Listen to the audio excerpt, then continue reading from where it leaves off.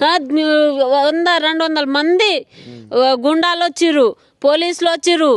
అందరూ అసలు 4ంటికి పండుకున్నారు. కనీసం లేపి అయినా కూలగట్టాలి కదా సార్. మీకు ఏది అంటే మీరు ఊర్లో ఉన్నారు, ఇక్కడ ఇదంతా జరుగుతుంటే అసలు మాట రాలేదు సార్ నాకు. మా మామూలు 2 రోజులు ఇప్పుడు వారం రోజులు అవుతుంది. ఆ పిల్లగాడికి ఏమవుతుందండి, వారం రోజులు హాస్పిటల్లోనే ఉన్నారు సార్. వాళ్ళకు హార్ట్ అటాక్ వచ్చింది సార్. ఏం చేయాలో అర్థం కావట్లేదు. ఇటు అత్త మామల దగ్గర వెళ్ళాలా, ఇక్కడ వీళ్ళ దగ్గర ఉండాలా, ఏం అర్థం కావట్లేదు సార్. 4 రోజుల నుంచి వాళ్ళు అన్నం తిండి ఏం లేకుండా ఇటు చేస్తారు సార్. ఎక్కడ పోవాలి, ఇక్కడ పోతే ఏమో ఇది లేదు, అటు పోతే ఏమో మా అత్త మామల దగ్గర ఎవరు భూమి అమ్ముకుర్రు. ఏం చెప్పాలంటే నాకు ఏం మాట్లాడ వస్తలేదు సార్. నాకు రోడ్డు మీద పడే పరిస్థితి వచ్చింది సార్. మా అత్త మామలు వెండి ఉంటే వాళ్ళ వెండి మొత్తం మమ్మేసి మాకు పిల్లగాడు స్కూల్ ఫీజు కట్టమని ఇచ్చిర్రు. ఆ పైసలు కూడా ఇట్లా లోపలే ఉంది.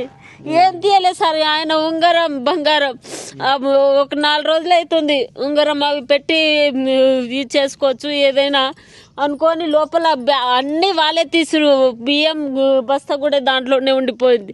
బియ్యం తినడానికి కూడా లేదు సార్.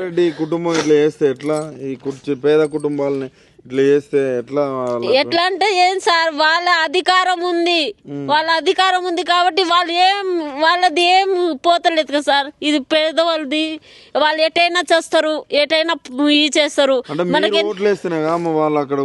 సార్ అదే ఓటేసి మేము పెద్ద తప్పు చేసినాము, చాలా పెద్ద తప్పు చేసినాము. వాళ్ళు వచ్చి న్యాయం చేయాలి, వాళ్ళు వచ్చి మాట్లాడాలి. ఏం జరిగిందో వాళ్ళు కూడా తెలియట్లేదా సార్? ఇన్ని రోజులు కూర్చున్నారు, వారం అన్ని వచ్చి వీడియో తీసుకొని వెళ్ళిపోతురు. కానీ వాళ్ళు చూడట్లేదా? చూస్తారు కదా, చూసి కూడా ఏం రెస్పాన్స్ అవ్వట్లేదు. అంటే కావాలనే వాళ్ళు ఇది చేసి సార్ వచ్చి ఏదో ఒక న్యాయం చేసి పోవాలి. ఈ ఎక్కువ చాలా ఎన్ని పైసలు పెట్టుకొని ఇచ్చేసి సార్. అందరిది అక్కడ నుంచి అటు లేదు, అటు ఆర్డర్ లేకపోయినా కూడా అటు పోయి పల్లగొట్టేసారు. అంటే మా ఎస్టీ వాళ్ళు ఉన్నామనే కదా. ఇవాళ ఏం చెప్పరు, చిన్న చూపు, చాలా చిన్న చూపు. ఎస్టీ వాళ్ళకి ఏం చేస్తారు సార్? ఏమైనా న్యాయం చేస్తుండా ఆయన? అసలు అటు పోలీసు లాయర్ చాలా మంది ఉన్నారు, వాళ్ళది ఎందుకు పల్లగొట్టలేదు?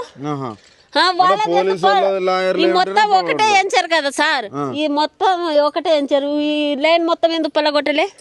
మాదే ఎందుకు పొలగొట్టాలి? మీరు పేదోళ్ళు కాబట్టి, పేదోళ్ళనే కదా.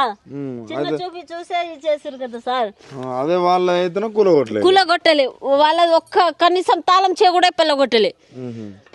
అంటే మేము చిన్న పేదోళ్ళు కదా, ఎస్టీ వాళ్ళు, వీళ్ళు వెర్రి గొర్రెలు, వీళ్ళు ఎట్లా చేస్తారో అట్లా చేసుకుంటారు. ఒకరోజు భయపట్టిస్తే వాళ్ళు వెళ్ళిపోతారు అనే ధైర్యంతోనే కదా అట్లా చేసిరు వాళ్ళు. అయితే మేము ఆ రోజు ఊరికి పోయినాం సార్.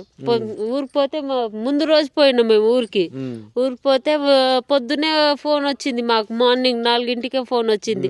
ఇలా కులగొట్టేస్తారు అన్ని గుడిసెలు ఇల్లు మొత్తం కులగొట్టేస్తారు, తొందరగా రామ్మా అని ఇప్పటికాడు ఫోన్ చేసిండు. ఫోన్ చేసుకుంటా ఏడుసుకుంటా చెప్తుండు. లోపల సామాన్లు అన్నీ ఉన్నాయి సార్. అసలు తాళం చేసిపోయినా కదా సార్. తాళం ఎందుకు బాధ అనిపించదు సార్? ఈ పిల్లగాడు, ఈ యొక్క పిల్లగాడు ఇల్లు మొత్తం ఎందుకు బాధ అనిపించదు సార్? బాధ అనిపిస్తుంది మాకు. ఈ పిల్లగాడు వాళ్ళ ఇంట్లో పడుకున్నాడు, మా అక్క వాళ్ళ ఇంట్లో.